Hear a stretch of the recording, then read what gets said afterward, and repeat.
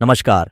स्वागत है आपका प्राइम न्यूज़ धरनी में, जहां आपको मिलती है भारत और दुनिया की ताज़ा तरीन, सटीक और विश्वसनीय खबरें।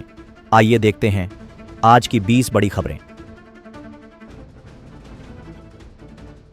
गुरुवार देर रात पाकिस्तान ने जम्मू कश्मीर से लेकर गुजरात तक 36 शहरों पर 300 से 400 तुर्की ड्रोन छोड़े, लेकिन भारतीय एयर डिफेंस ने सभी को मार गिराया या निष्क्रिय कर दिया। ऑपरेशन सिंदूर के बाद बौखलाए पाक ने हमला किया, लेकिन भारत ने न सिर्फ हमला रोका बल्कि दुश्मन को करारा जवाब भी दिया। एयर स्पेस में अब पूरी तरह भारत की बादशाहत। पाकिस्तान की तरफ से ड्रोन और मिसाइल हमलों के जवाब में भारत ने ऑपरेशन सिंदूर चलाकर 9 आतंकी ठिकाने तबाह कर दिए, जिसके बाद देश भर में हाई अलर्ट जारी है। करतारपुर साहिब कॉरिडोर सेवा अनिश्चितकाल के लिए बंद कर दी गई, 138 फ्लाइट्स रद्द, IPL तक ठप। अब हर मोर्चे पर आर पार की जंग शुरू। 7 मई की रात जब पाकिस्तान ने भारत पर ड्रोन और मिसाइल दागे, तब उसने अपना नागरिक एयर स्पेस जानबूझकर बंद नहीं किया ताकि भारत जवाबी हमला न कर सके।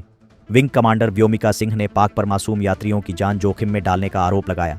भारत ने संयम दिखाया, पर अब चेतावनी साफ है, अगली बार बख्शा नहीं जाएगा। भारत पाक तनाव के बीच केंद्र सरकार ने सेना प्रमुख को टेरिटोरियल आर्मी TA को सक्रिय करने की मंजूरी दी है। ये वो नागरिक हैं जो डॉक्टर, इंजीनियर या कारोबारी होते हुए भी साल में कुछ समय देश सेवा में लगाते हैं। अभी 14 बटालियन देश भर के अहम सैन्य जोनों में तैनात की जा रही है। युद्ध, आपदा या संकट में ये आम लोग बन जाते हैं खास सैनिक। पाकिस्तान की ओर से 2 दिन में 2 बार सैन्य ठिकानों पर हमले की कोशिशों के बाद रक्षा मंत्री राजनाथ सिंह ने शुक्रवार को CDS जनरल अनिल चौहान, थल सेना, वायुसेना और नौसेना प्रमुखों के साथ उच्च स्तरीय बैठक कर सुरक्षा स्थिति की समीक्षा की। बैठक में बताया गया कि जम्मू, पठानकोट, ऊधमपुर सहित 15 से ज्यादा शहरों में हुए हमलों को भारतीय सेनाओं ने पूरी तरह नाकाम किया। रक्षा मंत्रालय ने कहा कि भारत अपनी संप्रभुता की रक्षा के लिए पूरी तरह सक्षम और तैयार है। जम्मू कश्मीर के उड़ी में पाकिस्तान की ओर से हुई भीषण तोपों की गोलाबारी में एक महिला की दर्दनाक मौत हो गई और 4 नागरिक घायल हो गए। रात भर चली इस गोलाबारी में दर्जनों घर तबाह हो गए। घाटी में स्कूल बंद, बिजली गुल और हालात तनावपूर्ण हैं। रक्षा मंत्री राजनाथ सिंह ने चेतावनी दी कि भारत जिम्मेदार जरूर है, पर कोई हमारे धैर्य की परीक्षा लेगा तो उसे ऑपरेशन सिंदूर जैसी कार्रवाई का सामना करना पड़ेगा। उन्होंने कहा कि भारतीय सेना ने बेहतरीन सटीकता से 9 आतंकी ठिकानों को ध्वस्त किया और अब भारत हर चुनौती के लिए पूरी तरह तैयार है।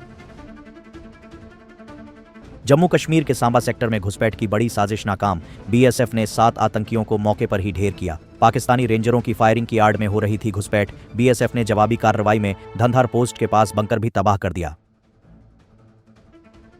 इंडियन ऑयल और भारत पेट्रोलियम ने जनता से अपील की, पैनिक बाइंग से बचें, हमारे पास पूरी मात्रा में ईंधन उपलब्ध है। जम्मू और पंजाब में पाकिस्तान से बढ़ती तनाव के बीच कुछ जगहों पर लोग पेट्रोल भरने के लिए लंबी लाइन में खड़े हुए थे, लेकिन कंपनियां अब साफ कर चुकी हैं कि आपूर्ति सामान्य रहेगी। ओडिशा के मुख्यमंत्री मोहन चरण मांझी ने पाकिस्तान भारत तनाव के बीच राज्य की सुरक्षा पर पूरी तरह से नजर रखने का भरोसा दिया। महत्वपूर्ण स्थानों जैसे चांदीपुर और पुरी में सुरक्षा खड़ी की गई है और बाहर गए ओडिया नागरिकों की सुरक्षित वापसी के प्रयास किए जा रहे हैं। भारत और पाकिस्तान के बीच तनाव बढ़ने के मद्देनजर चांदीपुर स्थित DRDO कार्यालय में 2 बजे इमरजेंसी मीटिंग बुलाई गई है। इस बैठक में रक्षा संस्थानों की सुरक्षा व्यवस्था, खतरों का आकलन और तैयारियों पर विस्तार से चर्चा किया। ओडिशा सरकार ने इस महीने के अंत तक अपनी नई एक्साइज नीति लागू करने का निर्णय लिया है, जो 3 वर्षों के लिए वैध रहेगी। इस नीति में सुधार, लाइसेंसिंग, राजस्व व्यवस्था और गुणवत्ता नियंत्रण पर विशेष ध्यान दिया जाएगा। SBI ने अपने सभी ATM, cash deposit machine, automated deposit and withdraw machine और डिजिटल सेवाओं के पूरी तरह से संचालन की पुष्टि की है और ग्राहकों से अपील की है कि वे निराधार अफवाहों पर विश्वास न करें। ओडिशा के बालूगांव क्षेत्र में एक व्यापारी को दिन दहाड़े गोली मारकर 15 किलोग्राम चांदी लूट ली गई। आरोपी मोटरसाइकिलों पर सवार थे और पुलिस ने इस मामले की जांच शुरू कर दी है। पाकिस्तान रक्षा मंत्री का अजीब बयान। पाकिस्तान के रक्षा मंत्री ख्वाजा मोहम्मद आसिफ ने कहा कि पाकिस्तान ने भारतीय ड्रोन को जानबूझकर इंटरसेप्ट नहीं किया क्योंकि वे अपनी सैन्य स्थानों को उजागर नहीं करना चाहते थे।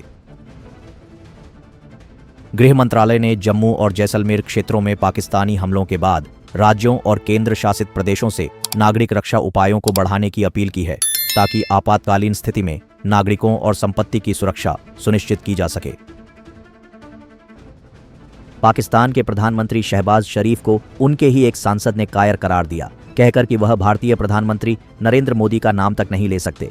इस बयान के बाद शहबाज शरीफ के खिलाफ सोशल मीडिया पर तीव्र प्रतिक्रियाएं आ रही हैं। महाराष्ट्र के मुख्यमंत्री देवेंद्र फडणवीस ने शुक्रवार को भारत और पाकिस्तान के बीच बढ़ते तनाव के बीच आंतरिक सुरक्षा पर एक महत्वपूर्ण बैठक की अध्यक्षता की।